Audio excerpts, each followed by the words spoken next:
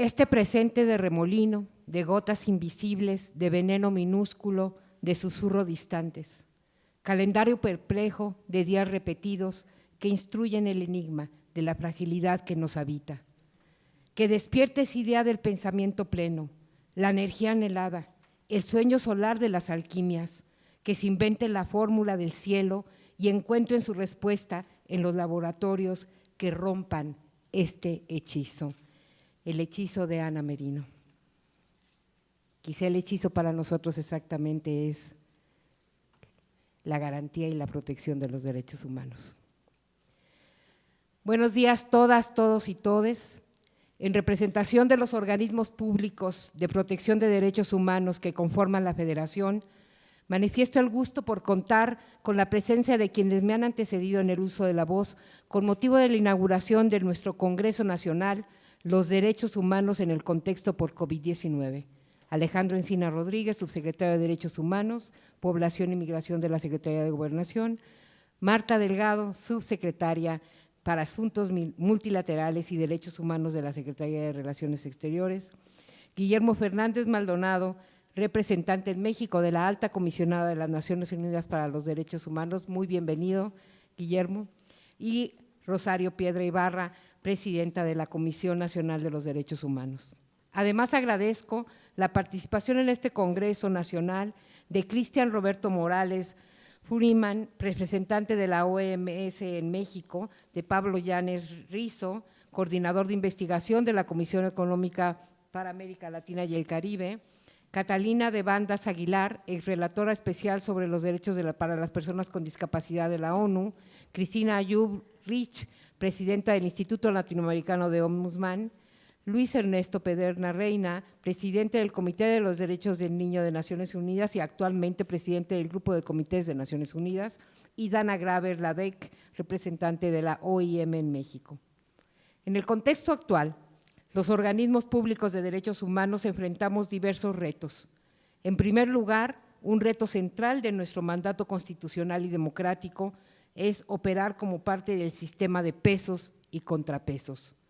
Un contrapeso que en momentos de crisis, recursos escasos y caos global ayude a pensar en clave de derechos humanos las acciones que vienen para atender el curso que toma la contingencia sanitaria, los efectos que ha tenido y los aprendizajes que derivan de esta experiencia, pero sobre todo actuamos y nos constituimos como un contrapeso que ayuda a analizar las alternativas de solución y atención, protegiendo en todos los escenarios nuestra autonomía en términos amplios como condición mínima para el cumplimiento de nuestro mandato. En esa lógica, naturalmente, tanto el ofrecimiento de la Secretaría de Gobernación a través de Alejandro Encinas y la Secretaría de Relaciones Exteriores a través de Marta Delgado es muy bienvenida exactamente en el trabajo de articulación.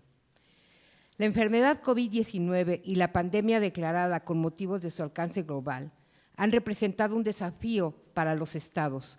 La capacidad de reacción institucional y con ello la infraestructura sanitaria de cuidados, laboral, tecnológica, estadística, por mencionar algunas, fue llevada al límite, revelando en muchos casos la fragilidad en la que se estaba. Este contexto demandó de todas las esferas sociales el despliegue de recursos, medidas, recomendaciones y solidaridades. Todo con miras a contener la pandemia, atender a las personas afectadas por la enfermedad, procurar bienestar y sobrevivir un confinamiento para el que nadie nos había preparado. Hacía mucho que una articulación simultánea de alcance global no había sido requerida. Los niveles supranacional, nacional y local de todos los sectores, incluidos el de defensa y protección de derechos humanos, tuvimos que continuar con las acciones cotidianas y al mismo tiempo atender las específicas derivadas de la contingencia. Aquí encontramos el segundo reto, cumplir con nuestras obligaciones constitucionales y proteger nuestros equipos de trabajo. Asimismo, en momentos críticos como el actual, son pertinentes las reflexiones en torno a la eficacia y eficiencia del esquema institucional que hemos desarrollado a partir de la posguerra. ¿Ha sido útil adecuado y suficiente para reaccionar a las emergencias y asegurar mejores condiciones de protección de las personas frente al Estado y sus autoridades? Las integrantes de la Federación Mexicana de Organismos Públicos de Derechos Humanos, atendiendo el mandato constitucional, ha observado la efectividad de su rol como mediadora en diversos asuntos, protestas, quejas, casos, soluciones, por lo que el tercer reto es continuar con la construcción de mecanismos propios del paradigma de justicia restaurativa para la transformación de las relaciones entre gobernantes y gobernados, en una arena democrática y deliberativa cada vez más plural. Nosotros creemos que la mediación acerca a las instituciones entre ellas y éstas con la ciudadanía. Durante este periodo de pandemia en México, el sistema no jurisdiccional de protección a derechos humanos ha actuado como interlocutor local con motivos de las diferentes tensiones, paradojas y dilemas que se presentaron en los derechos humanos, la movilidad y la salud pública, esta y el trabajo, la protesta y el distanciamiento social, la conectividad tecnológica y el acceso a la educación, por mencionar algunos. Un cuarto reto ha sido identificar, alterar y evitar una amenaza real en este contexto de pandemia. El retroceso en el ejercicio de derechos con impacto diferencial en función de los grupos de atención prioritaria. Un claro ejemplo de esto ha sido el incremento de la violencia contra la mujer, niñas y niños, o de los embarazos no deseados en mujeres adolescentes, el incremento de personas sin ingreso o la emergencia de nuevas violencias en la era digital. Dado que la demanda de los servicios y medidas serán constantes, es necesario sumar actores y convocar a una reflexión sinfónica orientada a adecuar y adaptar una respuesta progresivamente mejor para las personas. La presencia de equipos especializados en las acciones que realizamos, la sostenibilidad de las acciones de protección y defensa de los derechos humanos requieren de recursos.